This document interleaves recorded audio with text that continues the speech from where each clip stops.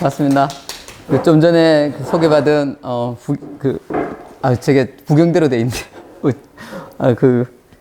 지금 경남연구원의 연구교수에 있는 남종석. 그게 오늘 주제가 한일 관계와 역사투쟁과 현재인데 아마 다른 주제도 그렇겠지만 우리 지금 오늘 여기 들으러 오신 모든 선생님들이 이 쟁점에 대해서는 한마디를 다 할 수 있을 만큼 내용도 알고 또 이렇게 자기 나름대로 입장도 있고 그럴 것 같습니다. 그래서 오늘 하는 얘기가 약간은 우리 여기 선생님들한테 불편하시더라도 문제 제기 정도라 이렇게 이해하시고 들어줬으면 좋겠습니다. 오늘 내용은 주로 전체적으로 보면 그 역사 한일 관계에서 지금 최근에 이 지소미아 어제 우리 지소미아를 연장한다고 발표를 했죠, 그죠? 뭐 지소미아를 저는 개인적으로 연장할 거라고 예상을 했었습니다. 개인적으로 연장을 했었고요. 그 다음에 지금 7월달에 그 일본이 한국에 가장 경쟁력 있는 부분이 이제 우리나라가 그 반도체 부분이고 반도체 디스플레이 부분인데 그쪽에 세계의 주요 부품에 대해서 무역 제재 조치를 취했죠. 그리고 난 다음에 이제 화이트리스트라고 해서 무역을 할 때 이렇게 조건을 주는 그 제한 조건 자체를 굉장히 엄격히 하는 그런 방식으로 한국에 대해서 일종의 이제 경제적인 공격을 했고 거기에 대해서 청와대나 정당 그리고 우리 사회 시민사회 전체가 굉장히 이제 비판적으로 되어지면서 한일 간의 갈등이 이제 진행되었는데요. 사실 뭐 우리가 역사의 문제, 그다음에 삶의 문제, 그리고 여러분들이 대중 드라마에서 최근에 대중 드라마에 드라마들 중에서 한일 관계를 다룬 게 많았어요. 그죠? 뭐 미스터 선샤인도 일종의 그런 내용들을 갖고 있었고 그다음에 암살인가? 최근 몇 년 전에 영화 있잖아요. 그죠?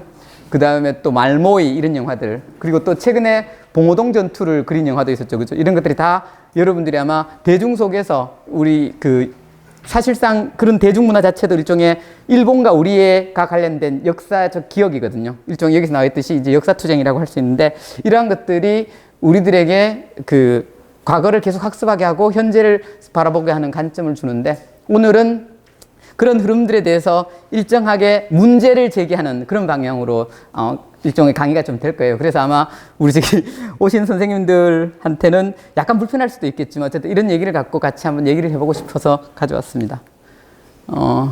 그래서 사실 한국은 지금 이 부분이죠. 역사 정의에 대해서 굉장히 민감한 사회가 되었습니다. 여기서 역사 정의라는 거는 우리가 일제 식민지를 당했고 그리고 그로부터 오는 억압들, 역사적 경험들과 이것이 이제 우리들에게 계속 학습되어져 왔는데 그 역사적 정의 속에서 결국에는 그거죠. 역사적 정의를 바로 세운다라는 것 자체는 친일파에 대한 청산의 문제, 그리고 일본이 우리를 침략했죠. 그리고 우리를 36년간 식민지 지배를 했는데 일본이 식민지 지배에 대해서 공식적으로 사과한 거는 무라야마 다마가 한 번 있었어요. 예, 근데 개인적으로 이제 수상이죠. 무라야마는 1995년도 일본 수상으로서 최초로 사회당 출신 수상이 된 적이 있었거든요. 자민당이 아니라 최초로 사회당 출신이 딱 한 번 된 적이 있었는데 그때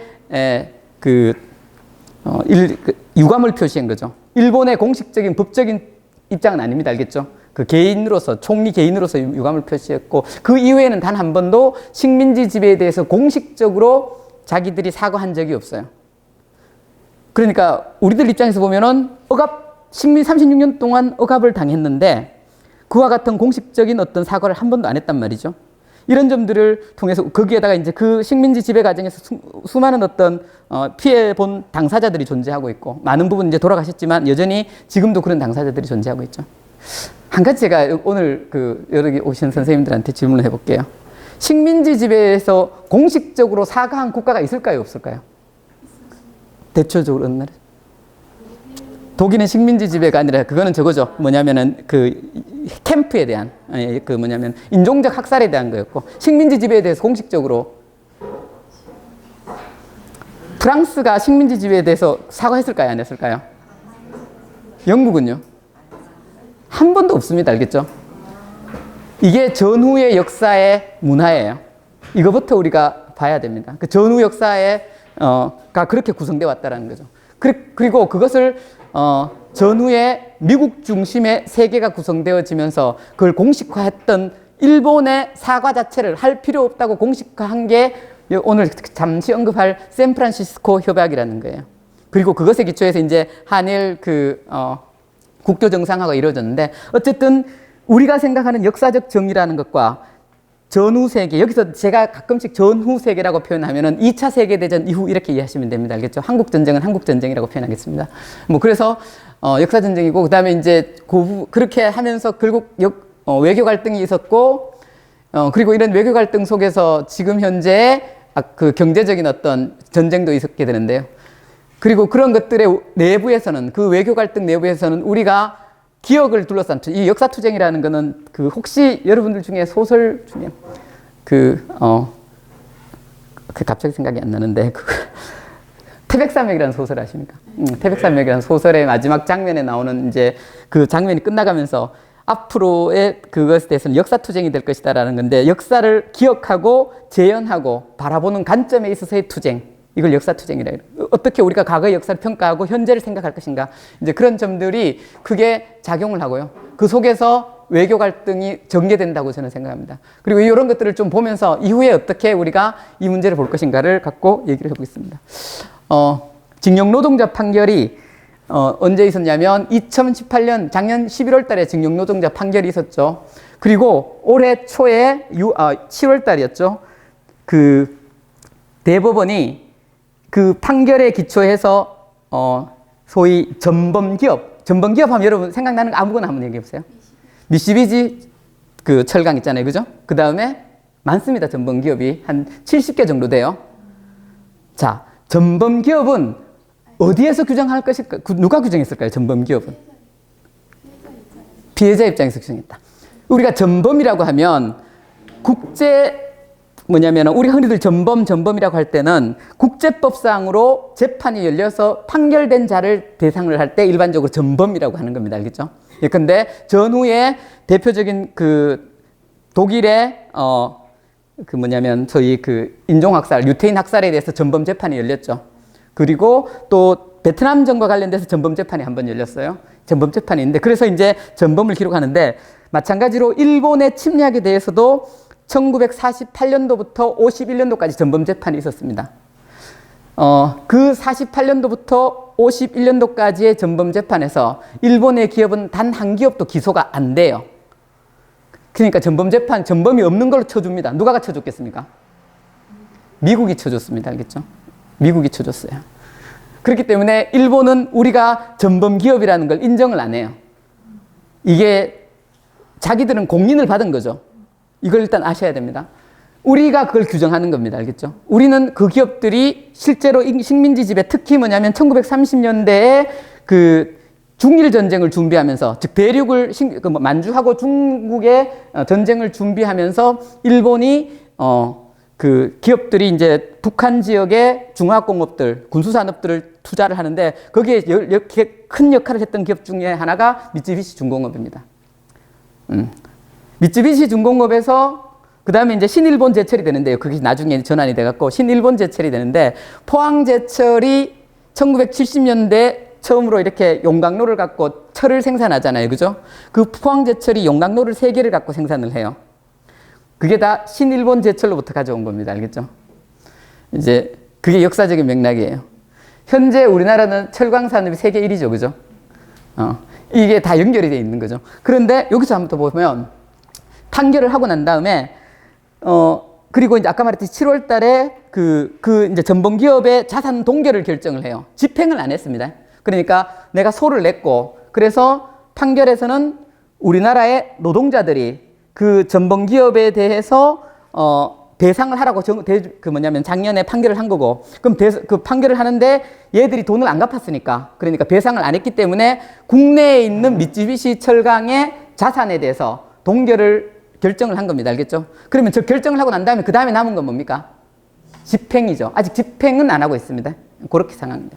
근데 그 동결을 하니까 일본에서 곧바로 뭐를 했냐면 그 무역 보복 조치를 이렇게 발표했습니다. 그것도 한국 제조업이 지금 굉장히 안 좋아요. 거의 마이너스 성장을 하는데, 우리나라 같은 경우 보면 제조업이 마이너스 성장을 최초로 한 게 2015년입니다. 우리나라 경제 위기가 한 3번, 큰 3번 있었어요. 79년도에 소위 그 오일 쇼크, 2차 오일 쇼크 때 우리나라가 마이너스 성장을 하게 되고, 그 다음에 여러분 잘 아시는 1997년도 IMF 때 마이너스 성장을 하고, 그리고 2008년도 금융위기 때문에 2009년도에 우리 경제가 굉장히 안 좋아져요. 이때도 제조업은 계속 성장했어요. 그러다가 2011년부터 이렇게 쭉 제조업이 이렇게 정체되기 시작하다가 15년부터 마이너스 성장을 하고, 특히 가장 크게 타격을 받는 지역이 여기 경남입니다. 경남에 있는 조선, 자동차 부품업체, 그 다음에 기계, 이쪽에서 이제 마이너스 성장을 하는데, 그나마 한국 경제를 이끌고 있는 게 지금 전자업종이죠. 특히 그 뭐냐면 반도체, 디스플레이 이런 부분들이에요. 그죠? 근데 그 디스플레이의 핵심 소재 3개를 그 대부분 70%를 일본에서 수입에 의존하고 있습니다. 그것에 대해서 수출 규제를 할 수 있다. 한 게 아닙니다. 뭘 한 겁니까? 수출 규제를 할 수 있다고. 그래서 엄격하게 검증을 거쳐서 수출을 하도록, 즉 수출 요건들을 강화시킨 거예요. 쉽게 말해서. 그전에는 일본과 한국은 거의 완전 자유무역 국가였기 때문에 일정하게 특정하게 제품에 대해서 검사를 엄격하게 하진 않았는데, 물론 뭐 그 원인을 뭘로 얘기했냐면 군수산업과 관련된 기밀 유출 이런 것들을 얘기하고 있는데 사실 다 헛소리죠. 그 얘기는 그냥 그거는 우리가 헛소리라는 걸 다 알고 있습니다. 그 다음에 요 내용이 이제 에칭가스하고 여기 뭐 폴리이미드 그리고 포토레지스트 요 3가지인데 요 무역 조치를 발표했고, 그 다음에 이제 그런데 2019년 11월 최근입니다. 최근에 이 소재 3개에 대해서 무역 그 규제를 엄격하게 하다가 세 제품 다 이제 허가를 했어요. 그리고 허가를 하고 난 다음에 우리는 이 군사정보 공유협정 한일 요거를 중단한다고 하다가 마지막 날 중단한다고 하는 것을 효력을 정지시키겠다. 즉 중단한다고 우리 발표를 했어요 이미. 그런데 효력은 정지시켜서 지소미아를 유지하는 쪽으로 발표를 한 거죠. 그죠? 그렇게 지금까지 흘러왔습니다. 그러다 보면 그 과정에서 이제 뭐 그 일본의 어떤 일본의 우익화라는 거는 뭐 다 아시겠지만, 과거에는 그 일본 시민사회 내에서 평화헌법에 대한 어떤 옹호, 그 다음에 시민사회 내에서 이제 그 자민당에 대한 견제 이런 것들이 있었는데, 이번 사건과 관련돼서 보면 무역 보복 조치에 대해서 다 찬성한다라고 얘기를 해요. 70%가 계속 지지를 한다라는 거예요. 과거의 경우에는 어땠냐면 그 위안부 사태가 2005년도 또 있었고, 그 다음에 2015년도에 합의도 있었고, 맨 처음에는 1993년도에 처음 제기가 됐거든요. 그때도 뭐냐면 고노다마를 통해서 자기들이 이렇게 그 성찰한다라고 하고 시민사회가 그것을 수용하고 이렇게 됐었는데, 이번에는 일본에서도 그 일본 정부의 조처를 압도적으로 지지하는 이런 방식으로 나타났고, 우리는 식민지의 지배를 당했는데 거기에다가 현재 그 경제도 별로 좋지 않은 상황에서 그나마 수출이 되고 있었던 반도체에 대해서 공격해오는 것을 때문에 굉장히 그 정부 자체에서 청와대입니다. 청와대하고 민주당에서 굉장히 격하게 반응을 했죠. 우리 경제에 대한 경제 침략이다 이렇게 받아들였습니다. 그리고 이걸 우리는 표현을 경제 전쟁이라고 표현을 하는 거죠, 그죠? 그 과정에서 한 가지 보면 최근 7년간 국가 간 정상회담이 거의 없습니다. 우리는 그래도 그 김대중 정부 때, 노무현 정부 때, 그 이전 정부 때도 그렇고 계속 지속적으로 이렇게 국가 간에 우리가 일본을 싫어하는 것은 싫어하는 거고, 현실의 국가 수상들하고 대통령을 만나서 이렇게 그 뭐 계속 대화를 했었어요. 협상도 하고, 그리고 물밑 접촉도 했었는데 7년간 국가 간 정상회담이 없었고, 또 한 가지 뭐가 하나도 없었냐면, 문재인 정부가 들어오고 난 다음에 외교 라인에서 오프 외교 라인, 외교라는 거는 이렇게 표현적으로 드러난 것하고 내부에서 실무자들이 만나는 건 다른 겁니다. 알겠죠? 실무자들이 만나는 건 굉장히 현실적인 얘기를 하고, 오프로 드러나는 거는 각 국가가 자기 국가에서 유리한 방향으로 발표를 해요. 왜 그러냐면 이중간인데 그거는 국내 정치용으로 외교를 많이 사용하기 때문에 그렇습니다. 알겠죠? 예컨대 한 가지 예를 들자면 2015년 위안부 합의는 여기 지금 선생님들 입장에서는 굉장히 부족할 거라고 생각이 되지만, 최초로 일본 군부가 개입했다는 것을 문서화시킨 문서예요. 그게 즉 공식적으로 위안부 동원에 정부가 개입했다는 것을 문서화시킨 것이 그건데, 한국에서 그건 어떻게 평가가 됐냐면, 아마 여기 대부분의 시민들이 그렇게 생각하는 거죠. 박근혜 정부가 그 실질적으로 위안부 할머니들과 혹은 위안부 할머니를 대표하는 단체와 합의나 참여를 통해서 그걸 한 게 아니라 일방적으로 결정을 해요. 그리고 그 일방적인 위안부 문제의 그 합의를 뒤에서 계속 이렇게 찔렀던 거는 오바마 정부였고, 오바마 정부가 그걸 주도해요. 그리고 그렇게 하면서 발표를 했는데 한국에서는 그것이 박근혜 정부에서 성과로 인정이 됐던 거고, 우리가 최초로 걔들이 식민지 지배에 대해서 공식적으로 문서화된 형태로 이렇게 인정을 했다. 일본에서는 어떻게 했냐면 그 얘기는 싹 지우고 그냥 이렇게 우리가 그냥 민간에서 지원하는 걸로 합의를 했다. 이렇게 발표를 한 거예요. 왜냐, 일본 우익들은 일본 우익의 지지를 또 받는 게 목적이니까. 그런데 문재인 정부와 예컨대 박근혜 정부가 워낙 좀 이상한 정부였잖아요. 그죠? 더 이상 표현 안 하겠습니다. 우리가 약간 이상하게 생각합니다. 어쨌든 그 정부였고, 그 다음에 그 전에 이제 이명박 정부는 이명박도 약간 참 재밌는 분이죠. 그죠? 약간 재밌는 분이에요. 대통령의 권한을 상당히 자기 비즈니스에 많이 사용하는, 그러나 독특하다고 해야 되나요? 어쨌든 그런 역사적으로 좀 보면 이렇게 이해가 힘든 분인데, 이 두 정권을 우리가 이제 비판적으로 바라보는 입장에서는 위안부 합의에 대해서 대부분 다 비판적이었어요. 시민사회 자체가. 저 자신도 마찬가지였고요. 그리고 문재인 정부에 들어와서는 위안부 할머니들의 참여가 배제된 방식의 한일협정은 굴욕적인 협정이다 하면서 그걸 무효화시킨 거죠. 그리고 결국에는 작년에 하회와 치유재단 자체를 해산시켜버려요. 올해 해산시킵니다. 그러니까 일본 입장에서는 그나마 뭐라고 생각하는 것들이, 이게 국내에 가서는 별로 그런 거 없었다고 얘기하고 있고, 여기 와서는 그래도 합의를 해서 이렇게 결정을 했는데 자기들 우리가 폐기했다고 하는 거고, 우리 입장에서는 일본의 진정한 사과가 들어가 있지 않았고, 거기에다가 아까 말했듯이 위안부 할머니들의 참여도 배제한 채 정부에 의해서 정치적 필요에 의해서 합의를 한 것이기 때문에 우리는 받아들일 수 없었고, 그렇기 때문에 아까 말했듯이 사실상 지금 기금은 일부 남아있어요. 60억인가 남아있습니다. 기금은 남아있지만 위안부 할머니들이 수용을 거부하는 할머니들이 꽤 있었고, 그 기금에 대해서. 그리고 아까 말씀드렸듯이 문재인 정부도 의미가 없다고 생각해서 사실상 그 재단의 해산에 주도했던 거죠. 그 역사적 어떤 합의를. 이런 것을 하면서 일본은 일본대로, 국내에서는 국내대로 이렇게 되는데, 일본에서는 혐한 정서가 굉장히 많이 확대되고 있어요. 일본은 저널이라든가 이런 걸 통해서 혐한 정서가 굉장히 확대되어지면서 그것이 다수 확산되어지고 있고, 국내에서는 사실 이거는 이제 최근에 어떤 대담에서 저도 이제 본 건데요. 이렇게 표현하더라고요. 모 기자가 20대하고 30대는 반일 감정이 그렇게 많이 사라졌다라는 거죠. 왜 그러냐면 사실 우리가 일본을 굉장히 여행을 제일 많이 가는 곳이잖아요. 그죠? 곳곳에 다니는데. 그리고 일본이 굉장히 가보면 아름다운 곳이 많아요. 이렇게 말하면 이제 친일파가 되는 겁니다. 요즘은 뭐든지 간에 제 자식이 친일파다 하면은 그냥 그것은 더 이상 발언을 하면 안 돼요. 그죠? 괜히 정치적으로 매장될 수 있기 때문에. 이렇게 해서 한마디 더 나가면 저런 놈이 국책연구소 연구원이다, 저런 놈이 교수다, 이렇게 되면 이제 그다음 끝장나는 겁니다. 그죠? 그렇지만 어쨌든 많이 가고 교류도 많이 했었던 거죠. 그러다 최근에 와서 이 갈등으로 인해서 국내에서 특히 젊은 세대 내에서도 일정하게 뭐냐면 이제 그 일본에 대한 저항의식들, 반감들이 굉장히 커진 거죠. 이렇게 서로 뭐냐면 이제 적대적인 어떤 갈등들이 심화돼가는 국면이다라고 볼 수 있습니다. 외교 갈등에 대해서 먼저 얘기할 건데, 맨 처음에 이걸 경제 침략으로 받아들였던 거죠. 청와대는 처음에 지소미아가 발표됐을 때, 일본의 무역 보복 조치가 발표됐을 때 일본의 저희를 거의 캐치를 못했어요.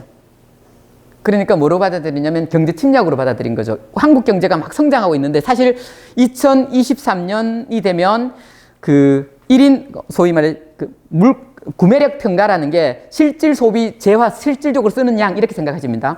개인들이 실제 소비하는 재화량의 수준에서 한국이 일본을 앞선다라고 IMF가 발표를 했어요. 실질 임금 차이 거의 없습니다. 알겠죠? 물론 1인당 명목 GDP가 우리가 한 32,000달러, 일본이 한 43,000달러쯤 되는데 한 10,000달러 정도 차이가 나지만, 물가가 일본이 더 높기 때문에 일본 노동자들이 개인적으로 자기 나라에서 월급을 받아갖고 재화를 쓰는 양하고 한국 노동자들이 현재 월급을 받아갖고 쓰는 평균량에서 거의 차이가 없어요. 그런데 2023년이 되면 우리가 이제 따라잡는다는 거죠. 역전된다라는 의미예요. 그렇게 되어지고, 거기에다가 이제 특히 이제 한국의 주력 산업들, 전자산업이라든가 자동차 산업은 기술적으로 거의 완전히